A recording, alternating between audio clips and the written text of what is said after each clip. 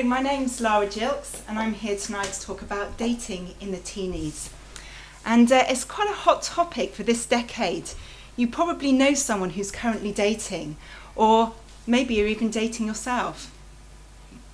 So the content of the presentation has come from research, from focus groups that I've run, surveys, the internet and articles.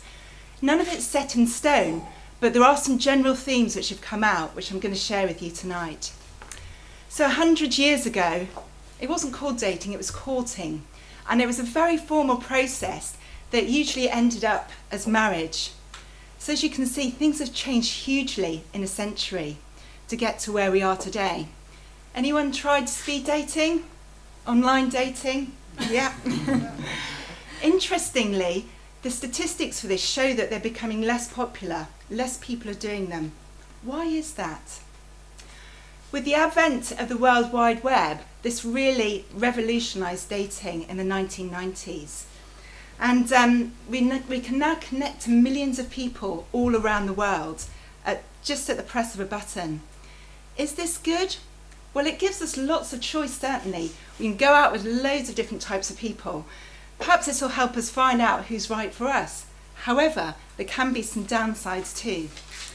And one of these can be explained by the jam analogy. At a jam tasting stall in a supermarket, there were 6 varieties.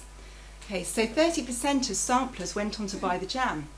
The next day, there were 24 varieties. And this meant that only 3% went on to buy a jar of jam. So more choice, more confusion, less decisions, less commitment.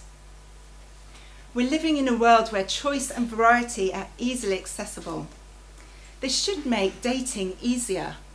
However, sometimes it can immobilize our ability to make decisions, and we become unable to see clearly what it is that we're looking for.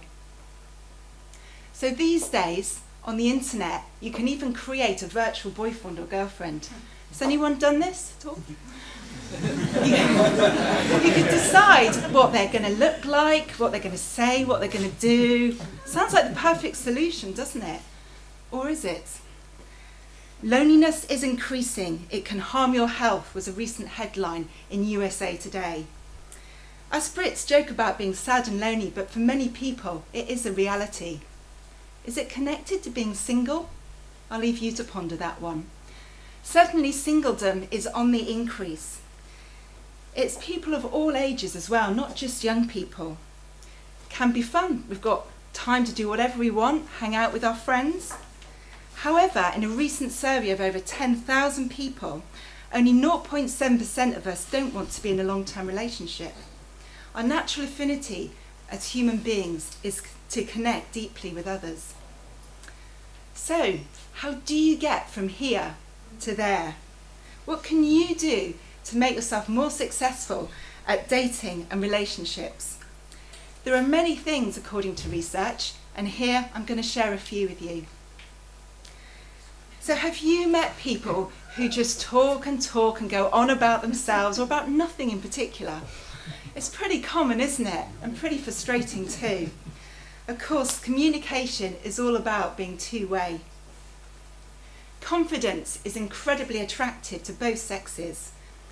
Us Brits are worried about appearing arrogant. However, self-confidence can really help to give a great impression. This one seems really simple, doesn't it? But why is it that so many people find it difficult to make eye contact? After all, it's a fundamental way to build rapport, and it leads to increasing intimacy. So these things may not come naturally to all of us. However, they can be learnt.